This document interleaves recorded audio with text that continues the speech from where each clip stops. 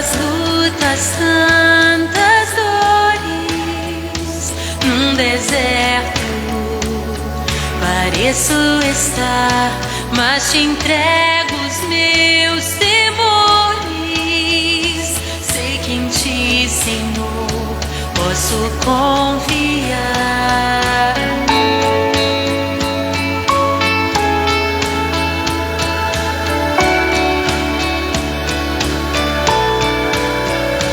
Tantas lutas, tantas dores num deserto. Pareço estar, mas te entrego os meus temores. Sei que em ti, Senhor, posso confiar. Quero trazer à memória aquilo que me dá esperança. Quero trazer à memória aquilo que me dá esperança. Como é bom poder pertencer a um Deus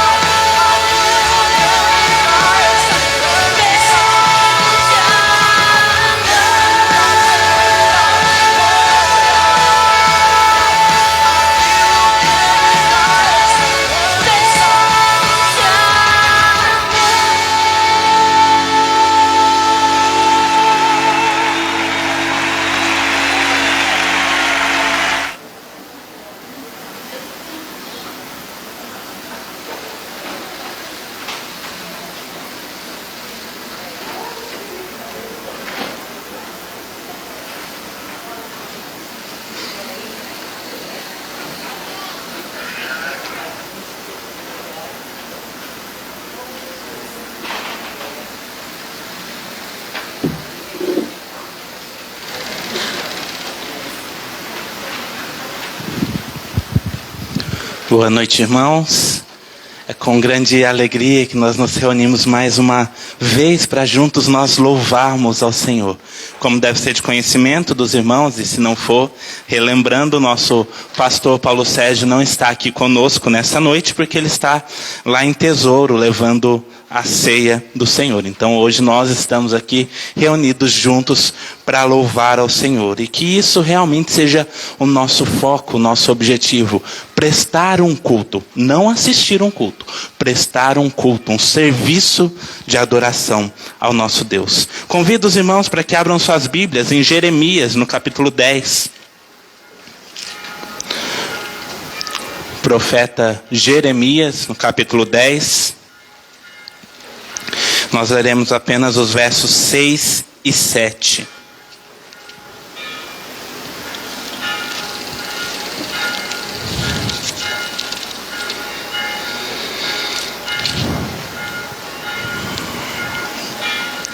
Jeremias, capítulo 10, versos 6 e 7.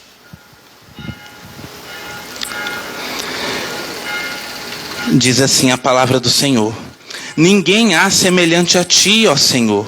Tu és grande, e grande é o poder do teu nome. Quem te não temeria a ti, ó Rei das nações? Pois isto é a ti devido. Porquanto entre todos os sábios das nações e em todo o seu reino, ninguém há semelhante a ti. Nosso Senhor, nosso Deus, é um Deus exaltado acima de todos. Ninguém há semelhante. E é interessante que o texto não diz, olha, não tem ninguém igual, porque é óbvio, não há ninguém igual a Deus. Mas o que o autor faz questão, olha, de dizer, não tem ninguém nem parecido com Deus. Deus é extremamente acima de todos os que tentam se levantar contra Ele. O Senhor Deus é soberano e digno de todo o nosso louvor, digno de toda adoração. E é esse Deus que nós estamos aqui para adorar nessa noite. E dessa maneira, então, quero convidar nosso irmão Wagner para que faça uma oração de adoração a Deus nesse momento. Senhor, obrigado, Senhor, por essa oportunidade de estarmos aqui na tua casa, na tua presença, te exaltando e glorificando o teu nome, Senhor, porque sabemos que o Senhor é bondoso e zeloso para conosco. E o Senhor é rico e grande misericórdia para conosco. Sabemos que se não fosse pela infinita graça e misericórdia, não teremos, Senhor, de estarmos na tua presença. Muito obrigado, Senhor, por toda a provisão e por tudo que o Senhor tem feito em nossas vidas. Nos abençoe, Senhor, e que possamos prestar o culto, Senhor, para uma agradável ao Senhor nessa noite. Na geração em nome de Jesus. Amém. Amém. Juntos vamos nos colocar em pé e cantarmos o hino de número 14, um hino de louvor e adoração ao nosso Deus.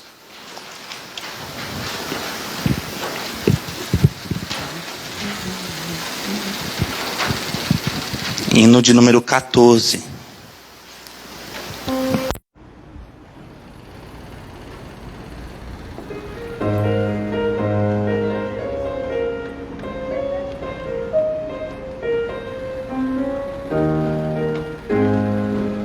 Vamos nós louvar a Deus, vamos ao Senhor de toda a luz, Santo, Santo. Cantem, louvem lá nos céus, nosso Deus e Rei Jesus. Exaltado seja Deus, Santo, Santo.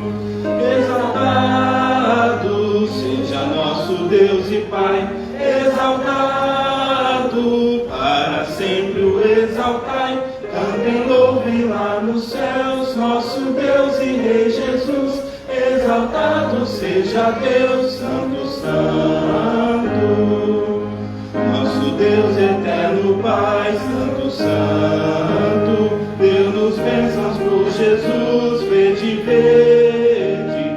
Ao Senhor glorificai, vós os salvos pela cruz. Sim, conosco glória dai, vinde, vinde. Exaltado seja nosso Deus e Pai, exaltado para sempre o exaltai. Cantem, louvem lá nos céus, nosso Deus e Rei Jesus. Exaltado seja Deus, Santo, Santo.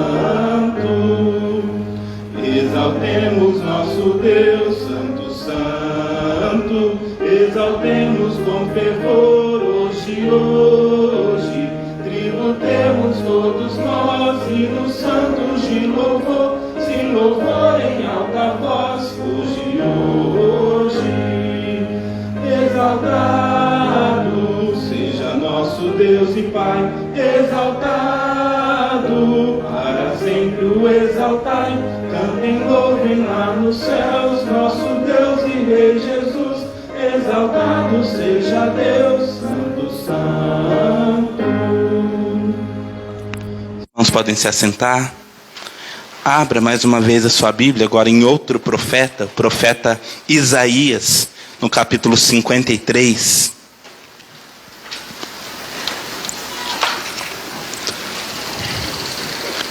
Isaías, capítulo 53, os versos de 1 a 12.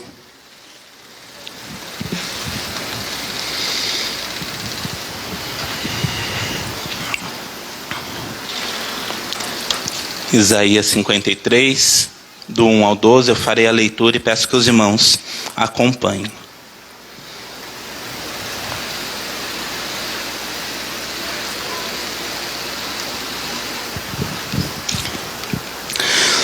Quem creu em nossa pregação? E a quem foi revelado o braço do Senhor?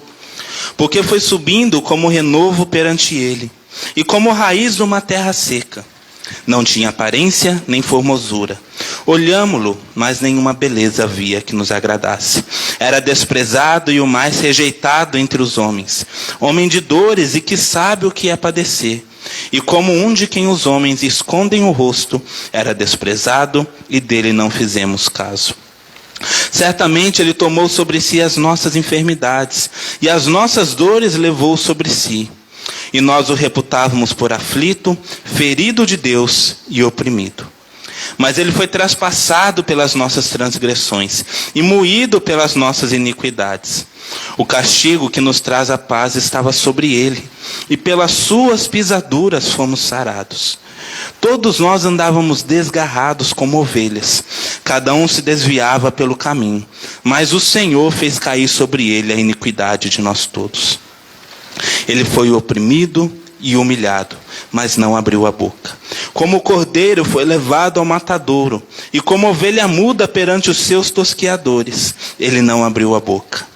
Por juízo opressor foi arrebatado, e de sua linhagem, quem dela cogitou? Porquanto foi cortado da terra dos viventes, por causa da transgressão do meu povo, foi ele ferido. Designaram-lhe a sepultura com os perversos, mas com o rico esteve na sua morte, posto que nunca fez injustiça, nem dolo algum se achou em sua boca. Todavia o Senhor agradou moê-lo, fazendo-o enfermar. Quando der ele a sua alma como oferta pelo pecado, verá a sua posteridade e prolongará os seus dias. E a vontade do Senhor prosperará nas suas mãos. Ele verá o fruto do penoso trabalho de sua alma e ficará satisfeito. O meu servo, o justo, com o seu conhecimento justificará a muitos, porque as iniquidades deles levará sobre si. Por isso eu lhe darei muitos como a sua parte, e com os poderosos repartirá ele o despojo, porquanto derramou a sua alma na morte.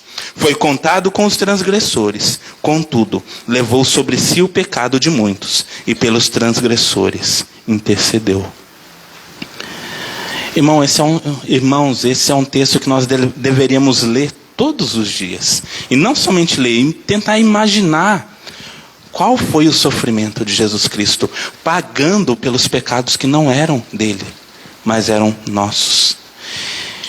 Jesus Cristo muito sofreu para que nós, pecadores, para que nós, aqueles que se voltaram contra Deus, pudéssemos ter novamente acesso ao Senhor. E embora a descrição de tudo que naquela época ainda iria acontecer com o Salvador, e hoje nós sabemos que de fato aconteceu, embora tudo isso seja tão doloroso de olhar, o final desse texto é maravilhoso. Porque se a gente olhar para o verso 11, ele diz, olha, ele verá o fruto do penoso trabalho de sua alma e ficará satisfeito. Não foi em vão. nada do que Cristo fez. Tudo que ele passou teve resultado. Porque de fato, todos aqueles que creem em Jesus Cristo como seu Senhor e Salvador vão desfrutar da obra que Jesus Cristo realizou. Ele é nosso Salvador. E é claro, se você reconhece a sua condição, como eu reconheço a minha, você sabe que você ainda é um pecador, que você ainda comete falhas. Mas se você entregou a sua vida a Jesus, você é um pecador redimido, um pecador justificado e que agora pode se achegar diante de Deus. Mas isso não nos isenta de olhar para o nosso pecado e nos envergonhar dele. De olhar para aquilo que nós fazemos diariamente que desagrada ao Senhor e sentir vergonha. E assim nos colocamos diante de Deus, pedindo perdão pelos nossos pecados, clamando pela misericórdia dele, para que assim ele nos perdoe. Isso é o que nós faremos nesse instante. Nós ficaremos alguns instantes em oração silenciosa, colocando diante de Deus as nossas falhas e pedindo que ele venha nos perdoar e nos purificar das nossas falhas. Depois de alguns instantes, eu peço para que o presbítero Samuel faça uma oração, agradecendo a Deus pelo perdão que ele nos dá.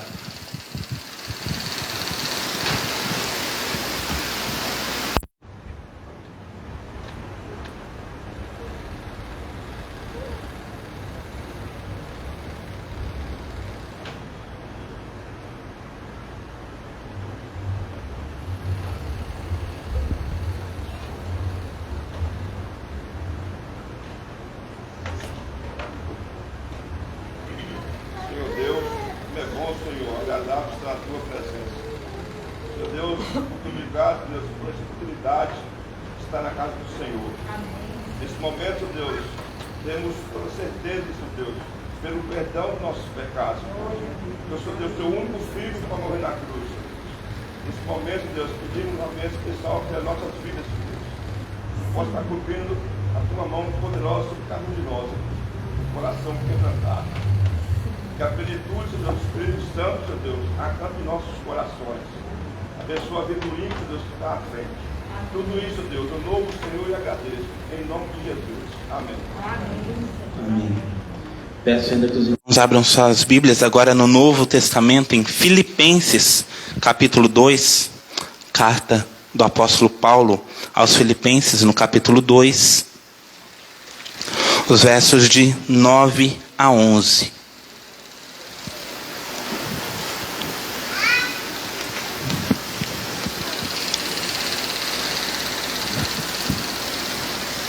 Filipenses capítulo 2, versos 9 a 11.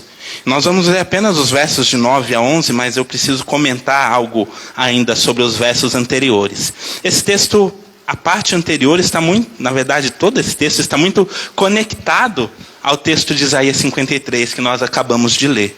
Porque aquele texto fala sobre Jesus como o servo sofredor, aquele que veio sim como um servo e entregou a sua vida.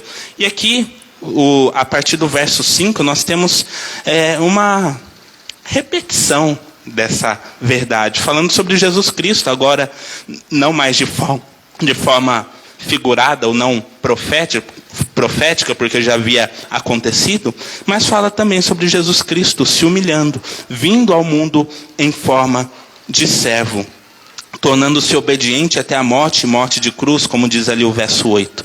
Mas a partir do verso 9, nós vemos que aquele que foi humilhado, aquele que se humilhou, também foi exaltado pelo Pai. Então convido os irmãos para lerem comigo Filipenses 2, versos de 9 a 11. Pelo que também Deus o exaltou sobremaneira, e lhe deu o nome que está acima de todo nome, para que ao nome de Jesus se dobre todo o joelho, nos céus, na terra e debaixo da terra, e toda língua confesse que Jesus Cristo é Senhor, para a glória de Deus Pai. Que toda língua confesse que Jesus Cristo é Senhor, para a glória de Deus Pai. É para isso que nós estamos aqui, não somente nessa noite, é para isso que nós estamos no mundo, para glorificar a Deus, para confessar que Jesus Cristo é Senhor. E eu convido você a fazer isso, cantando conosco, cantando alegremente conosco. Convido a equipe de louvor para que esteja aqui na frente, e você que pudesse, coloque em pé e com alegria louve a Deus juntamente conosco.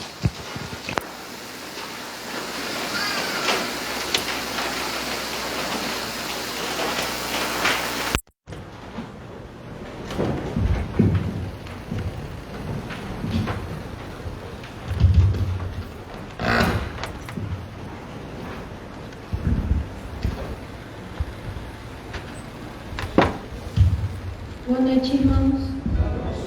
Vamos estar louvando com o cântico Eu Te Louvarei, meu bom Jesus.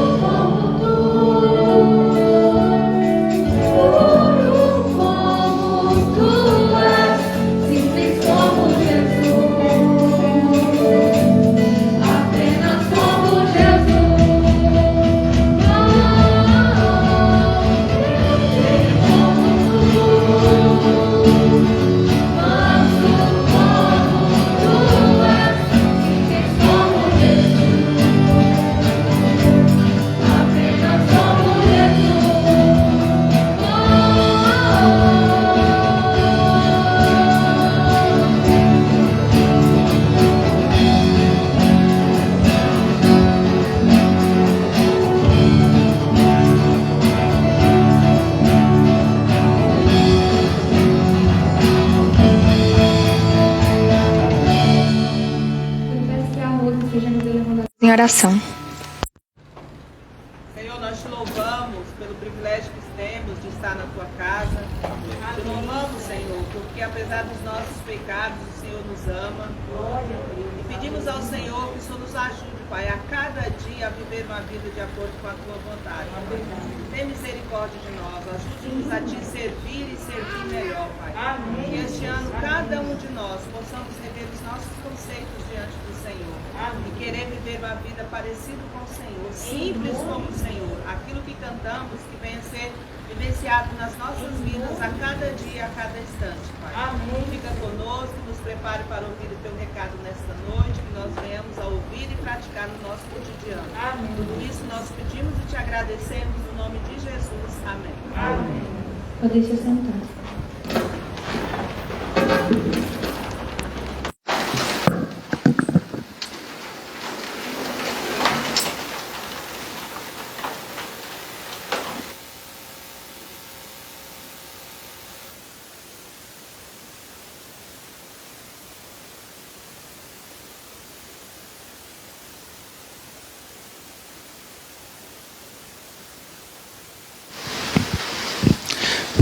Nós temos alguns avisos para essa noite, antes de nós meditarmos na palavra do Senhor. Primeiro aviso, quinta-feira, nossa UPA, nós temos a nossa plenária às 18h30. Na verdade, nós temos duas programações nesse mesmo horário. Nós teremos a nossa recreação, que nós costumamos ter na quinta-feira, mas antes dela nós teremos a nossa plenária. A plenária é uma reunião rápida, mas é uma reunião que é importante que todos os membros da UPA estejam, porque senão, se não houver um número bom, nós não podemos realizar essa reunião. Então, você que é parte da UPA está convocado a participar conosco dessa reunião plenária e também depois da nossa recreação. Próximo domingo nós temos a estreia de um novo programa nosso aqui da UPA também. É o ECHO, como você preferir dizer.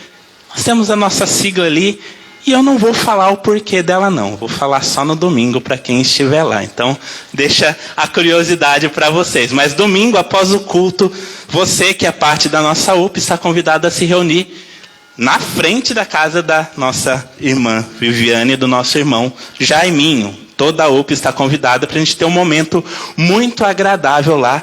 E a gente vai passar mais informações sobre isso ao longo da semana no nosso grupo. Então, domingo, após o culto à noite. Jovens, nossa querida UMP, com a graça de Deus, está se renovando, está se reformulando. Então você tem um compromisso muito importante após o culto na sala nova. Já vão poder estrear, a sala não foi estreada ainda, vai ser privilégio de vocês para fazer a eleição da diretoria da UMP. Então você que já tem a sua idade de UMP, você que está completando. Então, quem tem 17 anos vai fazer 18 esse ano, já está convocado a participar também da UMP. Então, todos após o culto, toma seu café rapidinho ali e já corre para a sala para a gente fazer a nossa votação. Último aviso, próximo domingo, segundo domingo do mês, nós temos a nossa entrega de dízimos e ofertas, consagração dos nossos dízimos e ofertas ao Senhor. Então, venha preparado para esse momento também no nosso culto. Mais algum aviso que eu não me lembrei?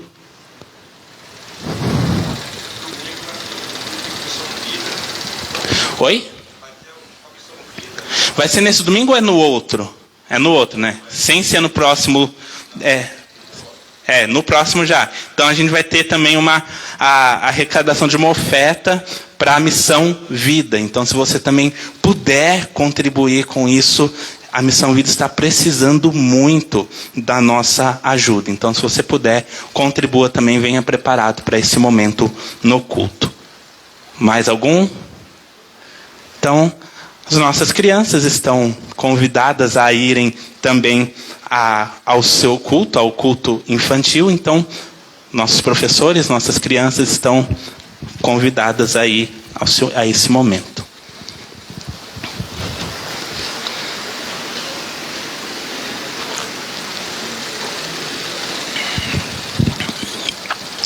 E eu convido os irmãos para que abram as suas Bíblias no segundo livro dos Reis, no capítulo 5.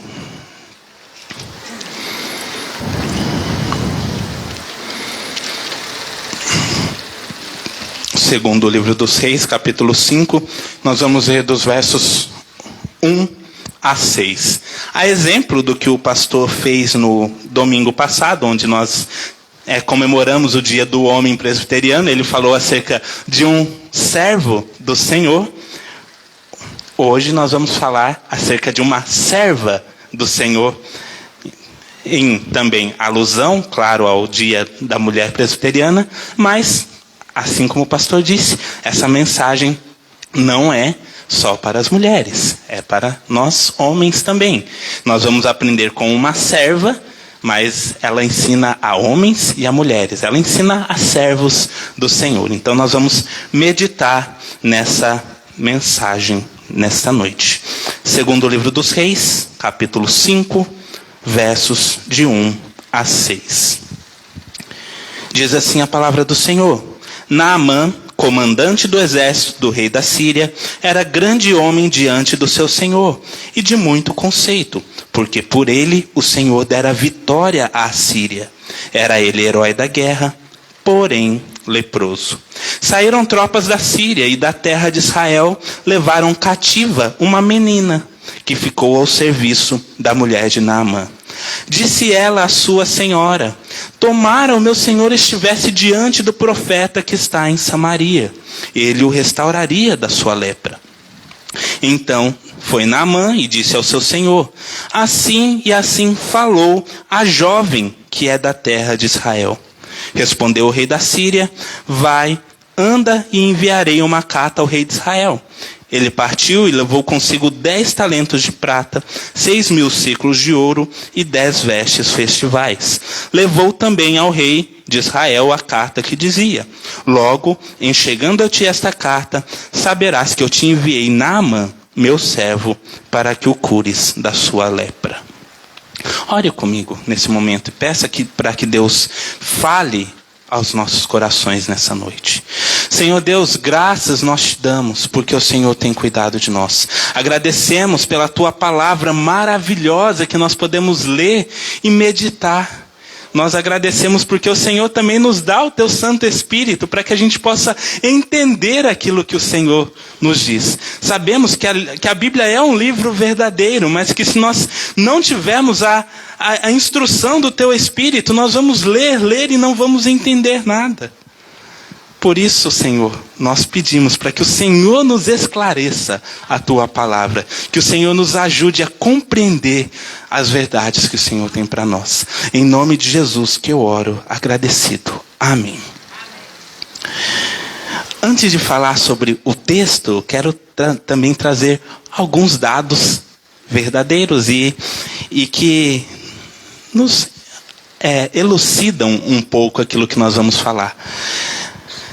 A Coreia do Norte, desde o ano 2002, na verdade, provavelmente bem antes disso, mas em 2002 foi criada uma lista mundial que coloca assim, os países que são mais perseguidos, onde os cristãos são mais perseguidos por causa do Evangelho. Essa lista foi criada em 2002 e desde 2002 o mesmo país ocupa o primeiro lugar, que é a Coreia do Norte. A Coreia do Norte é terrível para aqueles que professam a sua fé em Cristo. Você dizer naquele país que você é um cristão, você está praticamente assinando a sua sentença de morte. Nem todos vão ser mortos ali imediatamente, mas os cristãos são levados para campos de concentração, de campos de trabalho forçado, onde eles sofrem com condições terríveis de tortura, frio, fome. Eles são tratados ali de uma maneira terrível, onde poucos sobrevivem a isso. E claro, muitas histórias tristes chegam a nós, vindas desse lugar. Mas também histórias inspiradoras. E eu quero falar um pouquinho, e depois, se você tiver curiosidade, pesquise mais acerca da vida dessa mulher. Uma mulher chamada Reu. O nome é difícil, escreve H-E-A. Daí separa W-O-O. Reu.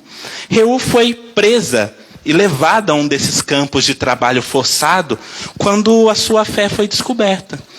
E ela ali estava numa situação terrível, como todos os outros que estavam ali. Só que mesmo ali, ela percebeu que ela não poderia deixar Jesus de lado. E ela entendeu que ela tinha uma missão ali, que era continuar sendo serva de Deus, e que ela deveria fazer algo. E ela ali estava doente, desnutrida, mas ela entendeu que Deus tinha um chamado para a sua vida, e ela entendeu bem claramente o chamado. Ela deveria compartilhar o evangelho com todos que estavam ali presos. Claro, havia outros ali presos por causa também do evangelho, certamente, mas nem todos os que eram presos ali eram cristãos. Então ela entendeu, olha, se Deus me colocou aqui, é porque eu preciso pregar o evangelho para as pessoas que estão aqui junto comigo. Só que era algo muito difícil de ser realizado, porque se qualquer um dos guardas ouvisse ela falando sobre Jesus Cristo, ela sofreria penas, ela seria morta, ela seria castigada de alguma maneira. E ela imaginando, olha, como que eu posso falar de Jesus a essas pessoas, assim, como que elas vão querer me ouvir, porque ninguém quer falar de Jesus aqui, porque senão vai ser morto. E é então que ela começa a entender que ela poderia fazer isso de algumas maneiras. As pessoas naquelas prisões, ou nessas prisões que ainda existem, recebem uma pequena porção diária de comida, pequena mesmo, algo que não é suficiente para o sustento de alguém. E essa mulher, olhando para um homem que estava ali em condições talvez piores que a sua, já estava mais doente, ela começa a compartilhar daquele pouco de comida que ela recebia, ela começa a compartilhar com aquele homem, e isso faz com que ele ganhe mais força, de certa maneira ele ganha vida novamente, ali suas forças são renovadas na medida do possível, e é então que, entregando um pouco de vida física, ela tem a oportunidade de falar para aquele homem também sobre a verdadeira vida que há em Jesus Cristo. E aos poucos aquela mulher ali continua fazendo isso.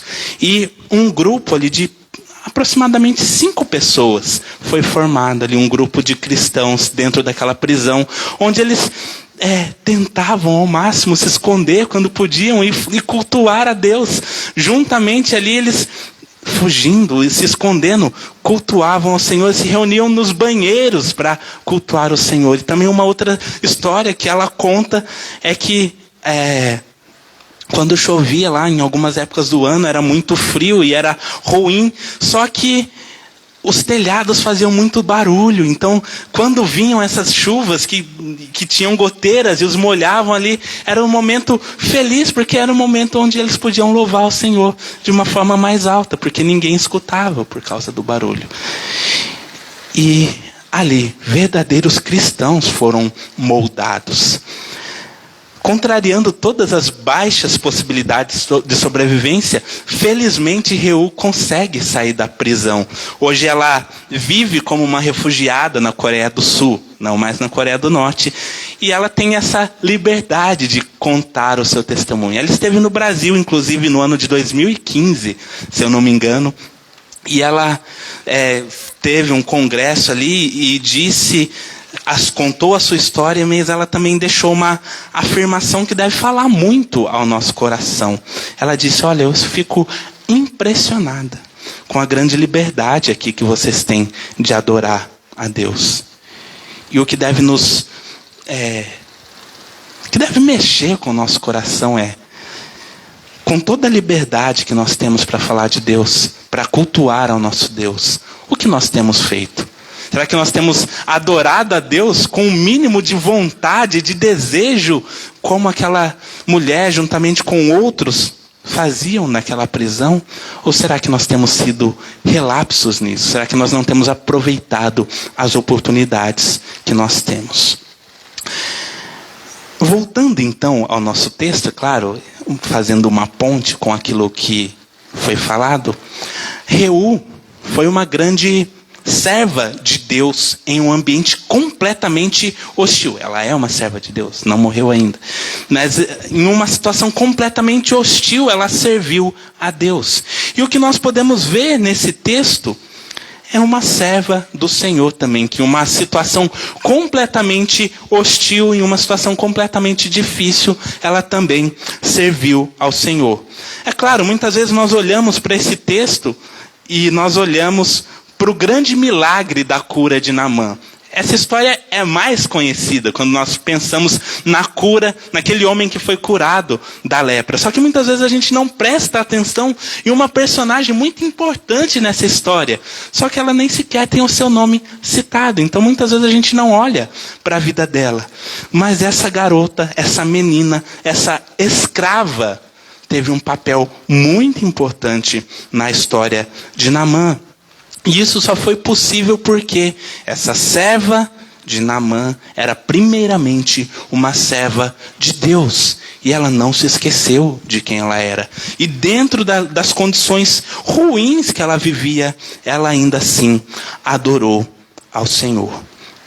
Se nós olharmos para o contexto histórico dessa passagem, nós estamos aqui no livro dos Reis, e o período dos Reis foi um período marcado por algumas batalhas da nação de Israel contra a Síria, mas também por alguns períodos de paz, ou pelo menos de uma guerra mais fria ali entre eles, onde eles tinham alguns acordos. Olha, agora a gente vai ficar aqui tranquilo. E essa história se passa em um desses períodos de paz. Por quê? Período de paz. Porque a Síria havia derrotado Israel, e essa derrota foi reconhecida. Eles, olha, agora a gente não tem como batalhar novamente, então vamos ficar assim mais tranquilos. Só que esse texto nos traz um detalhe interessante, porque Deus era conhecido e naquela época, claro, e ainda é Deus do verdadeiro Israel, mas Deus era o Deus de Israel. Só que o texto nos diz logo ali no primeiro verso que Naamã, comandante do exército do rei da Síria, era grande homem diante do seu Senhor e de muito conceito, porque por ele o Senhor, nosso Deus, dera vitória à Síria. Mas como? Por quê? Se Deus é Deus de Israel, por que ele dá vitória à Síria e não a Israel? E aí, é claro, nós conhecemos a história de Israel. Nós sabemos quantas vezes Israel se voltou contra o Senhor. Quantas vezes eles foram desobedientes. E quantas vezes o Senhor permitiu que outras nações os dominassem. E o que nós vemos aqui então, quando o Senhor dá a vitória à Síria Deus está no controle de todas as nações, não somente de Israel. Deus não é Deus somente de Israel. Deus controla os governantes que se levantam, os que caem. Nada foge do controle de Deus. Então é importante pontuar. O Deus que dá vitória à Síria é o Deus que tem controle sobre todo o mundo. E Deus que estava ensinando ali o seu povo, disciplinando o seu povo e mostrando, eu que tenho poder sobre todos. Mas voltando então a nossa história. Nós vemos aqui Naamã, um homem importante, um grande general, alguém conceituado, muito estimado pelo rei da Síria, só que alguém que tinha um problema terrível. Naamã era leproso. E nós não temos relatos bíblicos acerca de como as outras nações tratavam os leprosos. Não sabemos como a Síria tratava alguém leproso. Mas se a gente tomar como base o que acontecia em Israel, se nós vemos Levítico capítulo 13, nós vamos ver que há duras leis com relação à lepra. Quem tinha lepra deveria ser isolado de todos os outros. Por quê? Porque a lepra, naquela época, era uma doença muito contagiosa e que não tinha cura. Hoje a nossa medicina tem cura para essa doença, contudo, naquela época, por meios naturais, ou por meios conhecidos pelos seres humanos, a lepra não poderia ser curada. Então, fatalmente, Naamã chegaria a um estágio em que ele deveria viver isolado de todo mundo, onde ele não poderia mais conviver com a sua família e com os seus amigos. E é nesse momento que nós vemos surgir a nossa personagem anônima. Uma menina que não tem o seu nome citado, e o que sabemos dela ela era uma jovem, uma escrava e uma israelita. Então, entenda tudo o que estava acontecendo ali. Aquela menina, não sabemos ao certo sua idade, mas foi retirada da sua casa.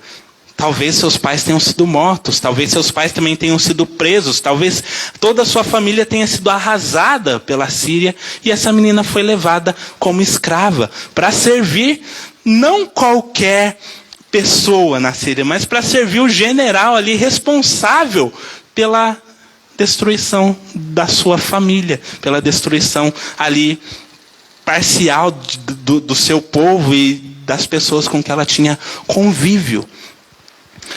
E essa jovem que, vivendo como escrava em uma terra estranha, olha para o seu senhor, que era um inimigo do seu povo, e se compadece dele. E olha para a vida dele e dá direcionamento para que aquele homem seja curado. Isso só é possível, irmãos, porque essa menina não era uma serva, uma escrava de Naamã, mas era uma serva de Deus, uma verdadeira serva do Deus vivo, e uma serva que aprendeu a servir a Deus mesmo em meio à hostilidade, mesmo em um ambiente completamente hostil. E é sobre isso que nós vamos falar. Servos de Deus em um ambiente hostil, e como nós podemos aprender com a vida dessa serva, de como nós podemos ser servos melhores que servem a Deus, independente das condições em que nós estamos. 3 características sobre essa serva. Primeira delas, essa menina serviu a Deus agindo como uma verdadeira testemunha fiel a Deus. Ela agiu como uma testemunha fiel. Alguém que foi arrancada de sua casa, de sua família, do seu país, viu seus familiares serem derrotados, e além de tudo foi levada a viver em escravidão. Alguém muito jovem levada a viver em um ambiente completamente diferente, sendo obrigada a trabalhar como escrava. Se você olhar para a vida dessa menina, ela tinha 2 escolhas na vida, basicamente. Ou ela viveria uma vida completamente amarga, remoendo tudo que ela passou, ou ela viveria se lembrando de quem ela era, do que lhe foi ensinado, e assim permanecer fiel a Deus, mesmo em meio a todas as adversidades. E o que nós vemos aqui é que ela escolheu a segunda opção. Mesmo em meio a todas as adversidades, ela permaneceu fiel ao Senhor, permaneceu sendo uma testemunha fiel. Nós podemos ver isso nos versos 3 e 4, que nos apontam essa história, nos apontam o testemunho dela ao dizer que o seu mestre ali, o seu servo, poderia ser curado por um profeta de Deus. Mas antes de pensar sobre as palavras que ela disse, uma outra coisa que o texto nos mostra, talvez implicitamente, não diretamente, conhecendo toda a história, um servo não era ouvido pelo seu senhor. Os escravos não tinham muito direito de chegar e falar diretamente com os seus mestres, com os seus donos. Por que essa menina tinha acesso a falar com os seus senhores? Certamente ela deveria ser uma serva excelente. Ela deveria ser uma trabalhadora ali, mesmo sendo escrava, que fazia suas tarefas com alegria, que fazia isso com excelência. Por quê? Porque ela entendia que ela não estava ali para servir homens, mas estava ali para servir Deus. Nós sabemos, e isso foi escrito depois no Novo Testamento, mas era algo que ela já entendia, que tudo que nós fizermos, nós devemos fazer como que para o Senhor e não para homens. E era isso que ela fazia, certamente. O texto não nos aponta isso, mas se ela tinha acesso aos seus senhores para chegar e dizer, olha, tem uma sugestão para vocês, é porque ela tinha respeito ali naquela casa. Ela agia de uma maneira que daria a ela condições de falar aos seus senhores. Mas o que nós vemos então no seu testemunho, agora falado, e não mais no seu testemunho de vida, que certamente ela tinha, mas o verso 3 nos diz, disse ela à sua senhora, tomara o meu senhor estivesse diante do profeta que está em Samaria, ele o restauraria da sua lepra. E Naamã depois, quando vai dizer ao seu rei ali, o seu senhor, ele diz: assim e assim falou a jovem que é da terra de Israel. Aquela menina não teve medo de testemunhar acerca de Deus. E é claro, nós não vemos aqui ela falando a palavra Deus, mas ela fala: tomara o meu senhor estivesse diante do profeta que está em Samaria. Esse profeta era o profeta Eliseu. Eliseu era conhecido pelo apelido homem de Deus. Então, quando ela diz: olha, tomara o meu senhor estivesse diante do profeta, ela estava dizendo: olha, que esse meu senhor procure o Deus de Israel, porque o Deus de Israel é capaz de curá-lo das suas enfermidades. O Deus de Israel é capaz de restaurá-lo completamente dessa lepra, dessa doença que tanto o aflige. Nós vemos ela crendo e testemunhando, falando acerca do poder de Deus, falando acerca daquilo que Deus poderia realizar na vida do seu Senhor. Aquela menina testemunhava: o meu Deus é poderoso para curar todas as suas aflições. E esse testemunho de uma jovem, porém fiel serva de Deus, dava início ao que aconteceria na vida de Naamã, que teria sua vida completamente transformada. Tudo isso por causa do testemunho. Tudo isso porque com a sua vida ela testemunhava acerca do Deus que ela servia. E não só com a sua vida, mas com as suas palavras. Ela não se calou diante de uma situação de alguém que precisava de ajuda. Ela testemunhou acerca de Deus. E aqui nós podemos começar a olhar para as nossas vidas e perceber o quanto a atitude dessa serva de Deus é para nós um grande modelo. Porque nós também somos chamados a testemunhar acerca de Deus. Nós somos chamados a ser testemunhas de Jesus Cristo. E nós devemos fazer isso em todos os lugares que nós estivermos. Ser testemunha de Jesus não é uma tarefa só dos pastores, dos missionários, daqueles que estudam para isso. Não. Se você crê em Jesus Cristo, se você se considera um servo de Deus, e aqui um parênteses, você não pode crer em Jesus Cristo e não se considerar servo. Se você não se considera um servo, você não crê. Servo de Jesus, ou quem crê em Jesus é servo. E quem é servo deve testemunhar acerca de Jesus Cristo. O mundo precisa de servos fiéis a Deus que testemunhem em todos os ramos da sociedade. Não importa qual seja a sua profissão, se você é um médico, se você é um servidor público, se você é um fazendeiro, se você exerce qualquer profissão, ou se você é um estudante que vai estar se preparando para isso, qualquer coisa que você seja, a sua primeira identidade é servo de Jesus Cristo. E se você carrega consigo essa identidade, você deve testemunhar acerca de Jesus. Não se esqueça disso. Você precisa não só dar um testemunho de vida, agindo corretamente, sendo o melhor funcionário que você puder, o melhor trabalhador que você puder. Isso é importante, você deve fazer isso. Mas além disso, você é obrigado, chamado a falar de Jesus Cristo a todos os que estão ali ao seu redor, todos que precisam ouvir palavras de salvação. Primeira característica então dessa menina: uma serva que agiu como testemunha, e nós precisamos também ser testemunhas de Deus. Segunda característica presente nessa serva e que nós devemos aplicar para as nossas vidas é que ela agiu com verdadeira fé. Ela demonstrou grande fé no seu testemunho, mesma fé que nós precisamos ter. Se nós observarmos a fala dessa menina, nós perceberemos que essa fala foi uma fala cheia de fé. E estendendo ali para Hebreus 11, capítulo 11, versículo 1, que nós temos uma definição do que é fé, nós podemos entender exatamente como essa menina demonstra a fé. Porque Hebreus capítulo 11, verso 1 diz: ora, a fé é a certeza de coisas que se esperam, a convicção de fatos que se não veem.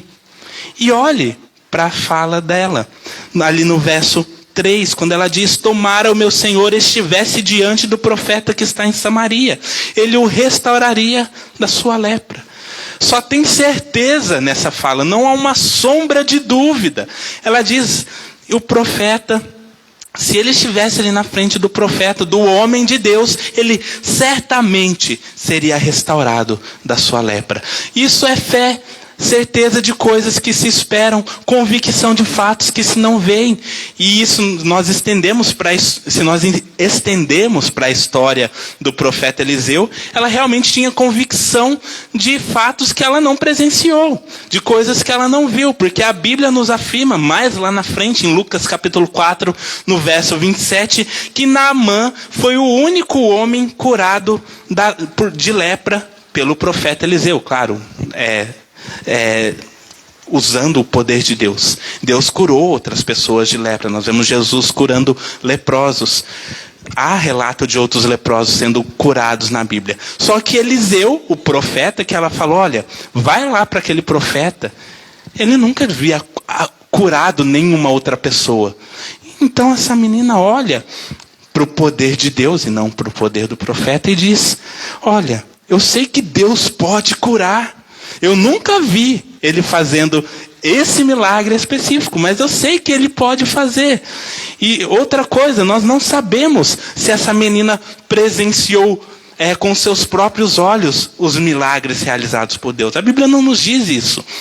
Mas certamente, sendo criada ali como israelita, sendo uma israelita, ela já tinha ouvido falar de muitos milagres que Deus havia realizado no seu povo, na vida do seu povo, e mesmo que ela não tenha presenciado nenhum deles, ela cria que de fato Deus poderia realizar tudo aquilo que ele realizou e poderia curar aquele homem. Ela tinha certeza que não havia limites para o poder de Deus e que certamente ele curaria o seu Senhor.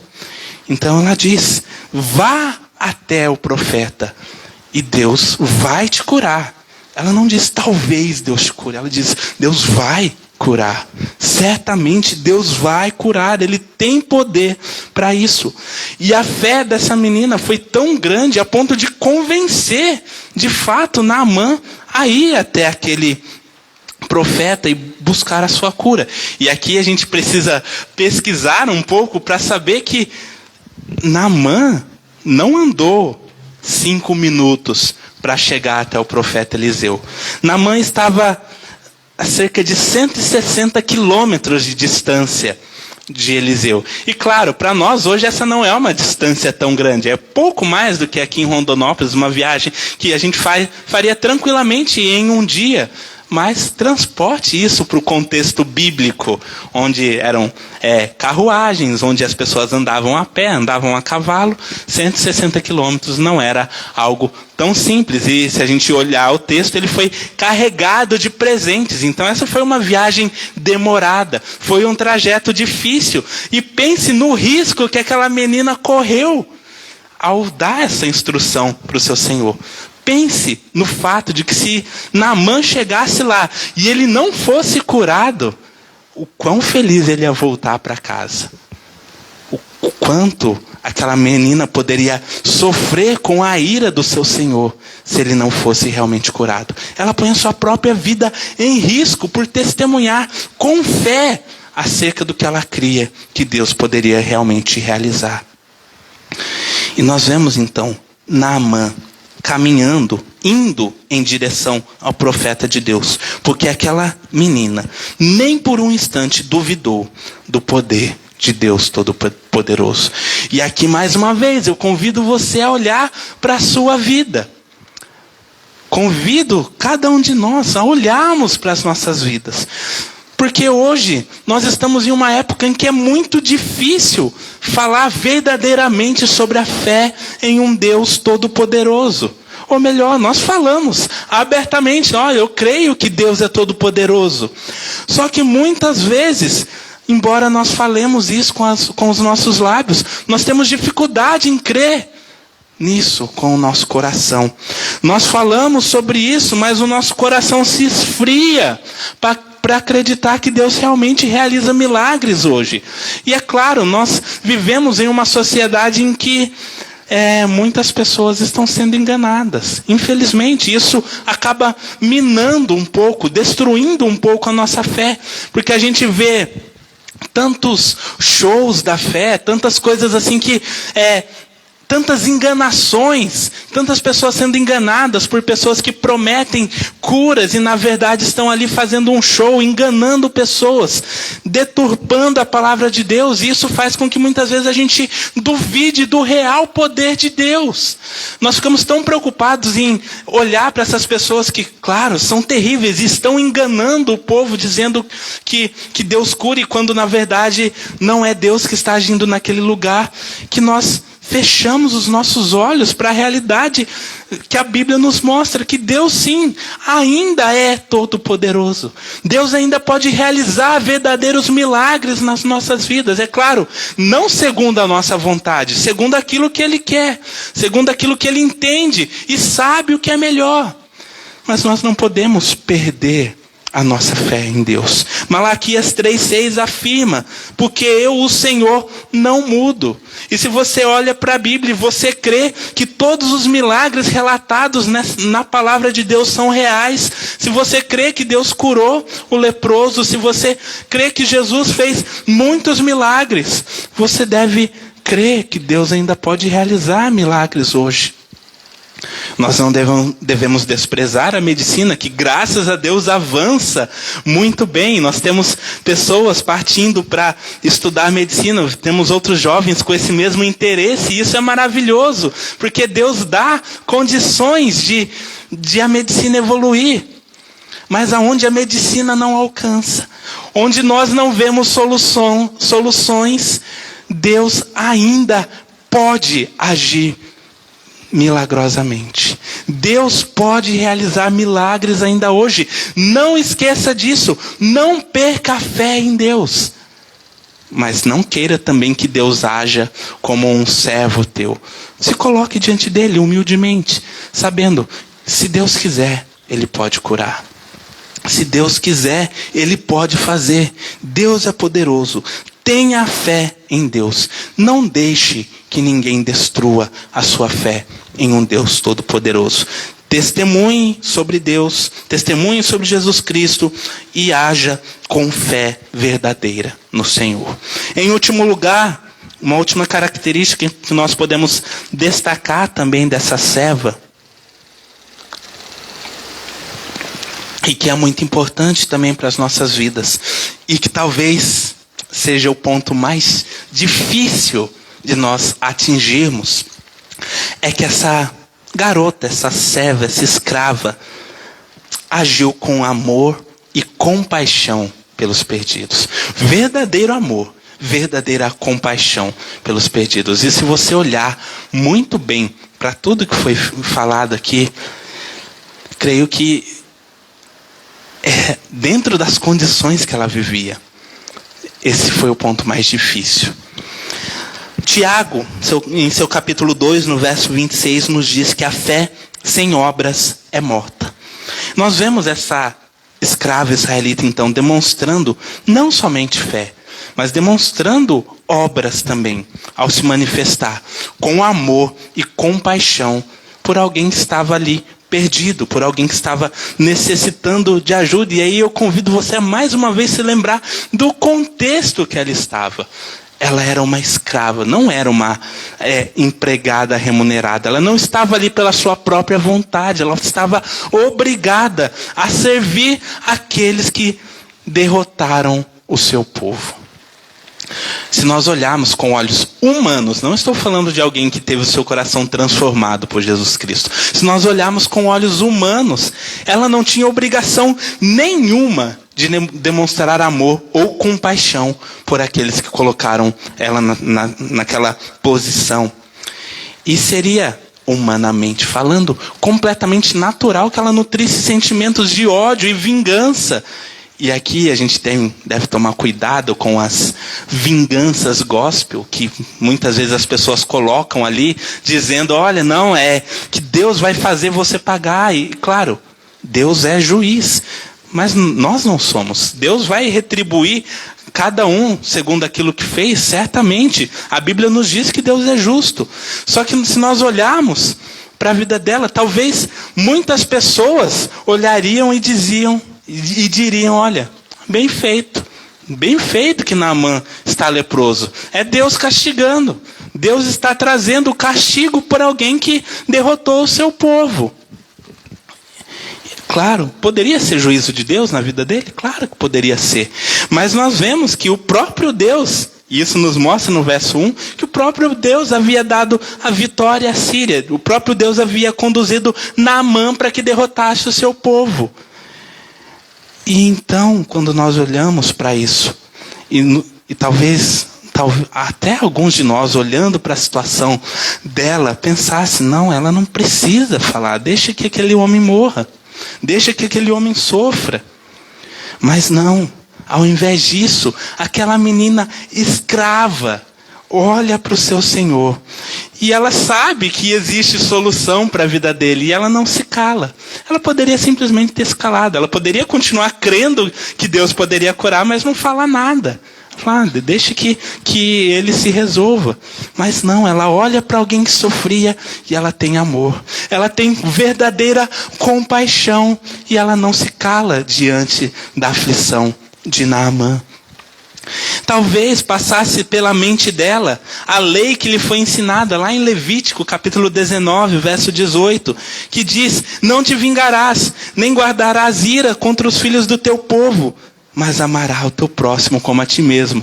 Só que aquela menina foi além do que o seu povo entendia naquela época. Porque para os judeus esse texto significava: olha, eu não posso me vingar de um israelita. Eu não posso fazer o mal para alguém que faz parte do meu povo. Eu não posso guardar rancor. Eu devo amar aqueles que são parte do meu povo e devo cuidar deles. Era isso o entendimento que a maioria dos judeus tinha acerca dessa lei. E foi necessário que muitos anos depois Cristo viesse ao mundo e explicasse: vocês entenderam tudo errado. Não é assim que funciona. Jesus, em Mateus 5, 43, 44, diz: ouvistes que foi dito, amarás o teu próximo e odiarás o teu inimigo. Eu, porém, vos digo, amai os vossos inimigos e orai pelos que vos perseguem. Os judeus tinham dificuldade em entender isso, mas aquela menina não. Muitos anos antes de Jesus explicar, ela já havia entendido que o seu próximo não era simplesmente alguém que era parte do seu povo, mas era qualquer um que precisasse de ajuda, qualquer um que precisasse conhecer o verdadeiro Deus de Israel, o verdadeiro Deus Senhor sobre todo o mundo. E ela conhecia a Deus, ela dizia: meu Senhor também precisa conhecê-lo. Naamã precisa conhecer a Deus, e por isso ela testemunha. Ela diz: olha, Deus pode te curar.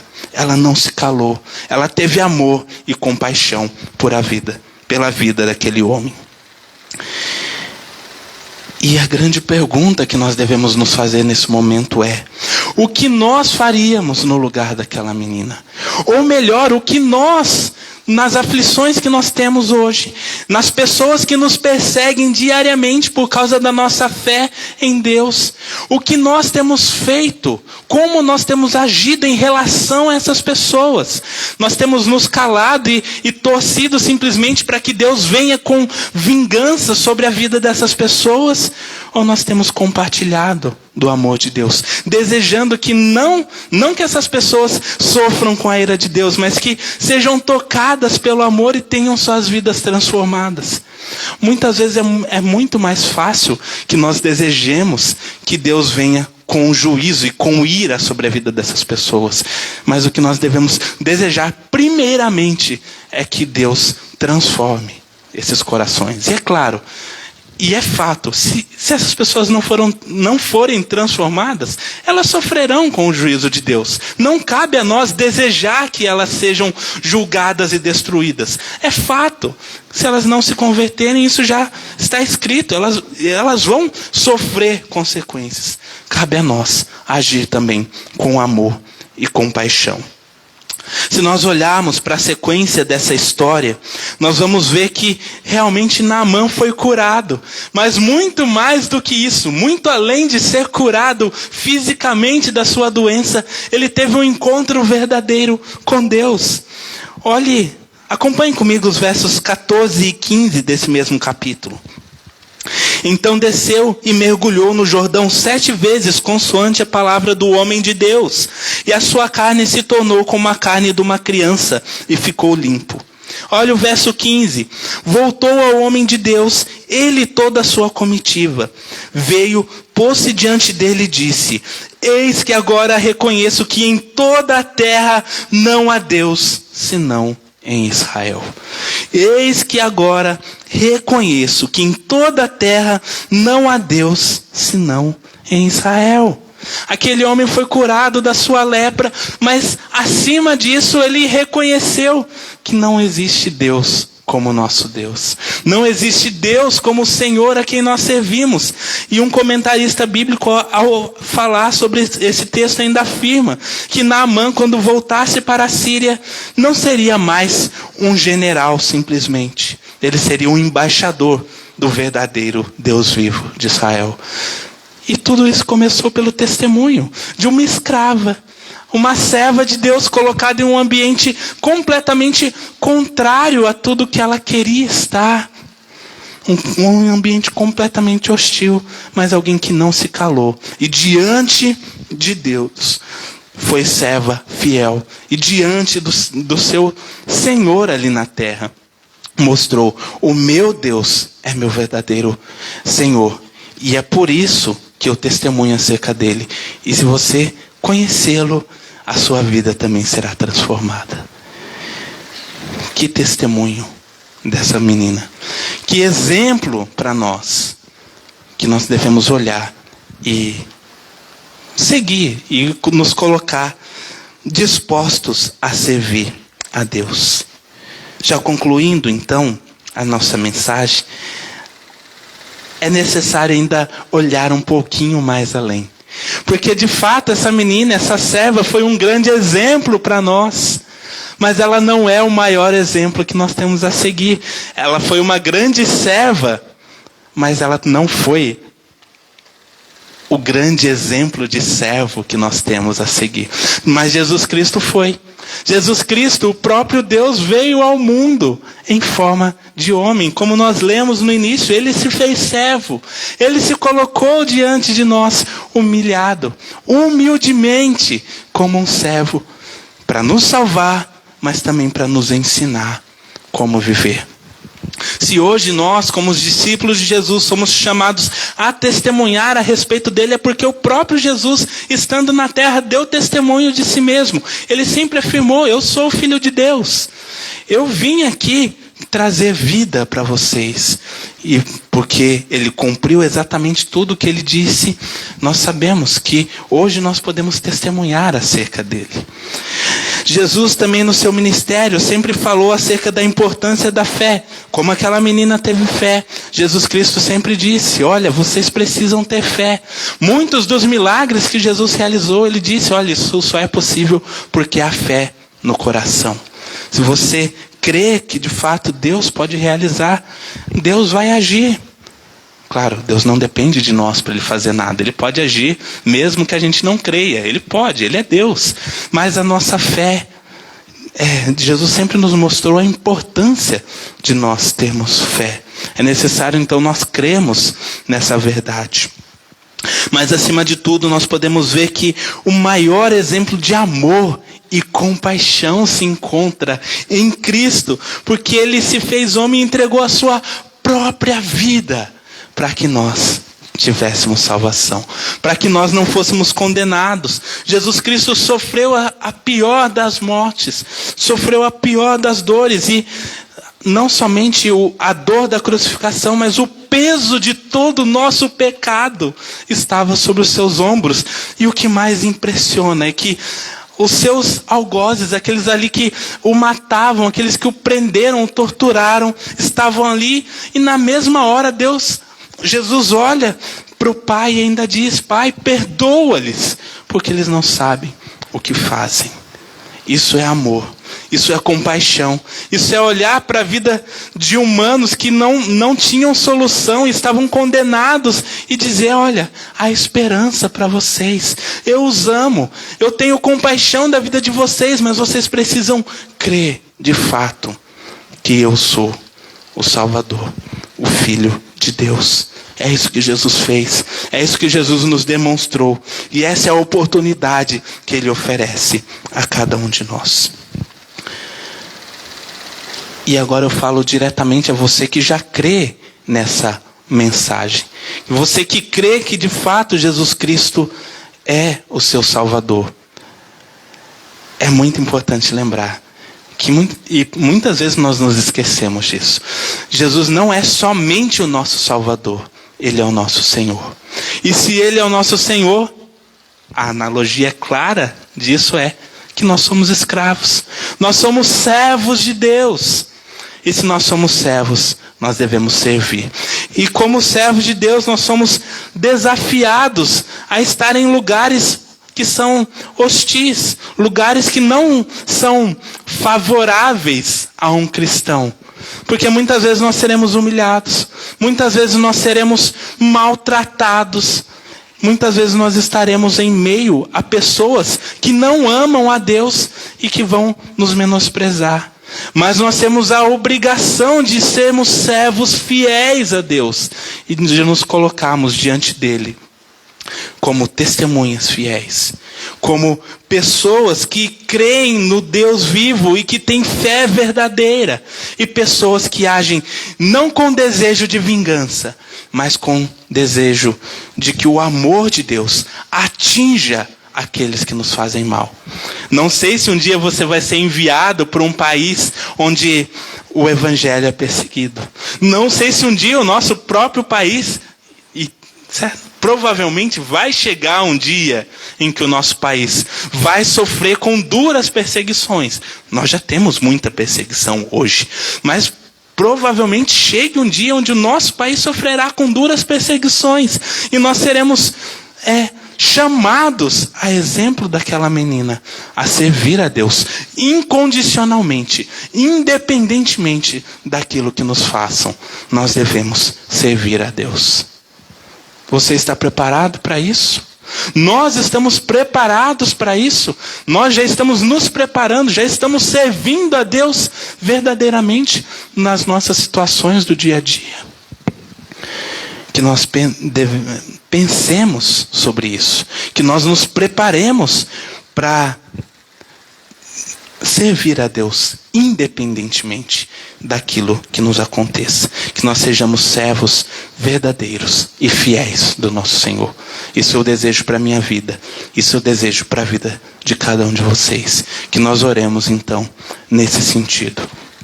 Ore comigo mais uma vez. Entregue a sua vida verdadeiramente ao Senhor. Peça para que Ele o auxilie nessa tarefa. Senhor Deus, nós oramos ao Senhor, certos de que nós somos teus servos, certos de que o Senhor não é simplesmente o nosso Salvador, mas é também o nosso Senhor. Nos ajude a entender e aceitar isso para as nossas vidas. Nos ajude a entender que somos servos. E isso não é demérito, mas pelo contrário, é o grande orgulho que nós temos na vida. Porque se nós somos teus servos, é porque nós temos vida eterna. Mas o que nós pedimos é que o Senhor nos fortaleça, para que o Senhor nos ajude a sermos verdadeiros servos teus, para que nós possamos agir como testemunhas fiéis do Senhor, para que nós não percamos a verdadeira fé naquilo que o Senhor pode realizar, e que nós tenhamos amor e compaixão por um mundo que está perdido. Nós vivemos em um mundo que está perdido em meio às trevas, mas sabemos que o Senhor nos envia a esse mundo, porque somente os servos teus, carregados, cheios do Espírito Santo, que creem em Jesus Cristo, a verdadeira luz do mundo, é que podem trazer luz a esse mundo que vive nas trevas. Que o Senhor use as nossas vidas. Que o Senhor não permita que nós enchamos o nosso ego com orgulho próprio, pensando que nós temos poder de transformar o mundo, porque o poder vem do Senhor. É somente pelo Senhor que nós podemos testemunhar, é somente pelo Senhor que nós podemos levar luz ao mundo que está perdido. Que o Senhor nos ajude a resplandecer, a mostrar, Senhor, a tua face e sermos servos fiéis ao Senhor. Em nome de Jesus que nós oramos agradecidos. Amém. Que o Senhor assim nos abençoe, que Ele nos ajude, que você tenha uma ótima semana e que você testemunhe do Senhor aonde você estiver. Que nós testemunhemos do Senhor aonde estivermos. Nós temos o nosso chazinho lá, você está convidado a participar conosco. E jovens, rapidinho, chá, café e depois reunião, eleição. Façam, votem, orem primeiramente e vamos eleger a nossa diretoria e trabalhar bastante durante esse ano. Que Deus assim nos abençoe.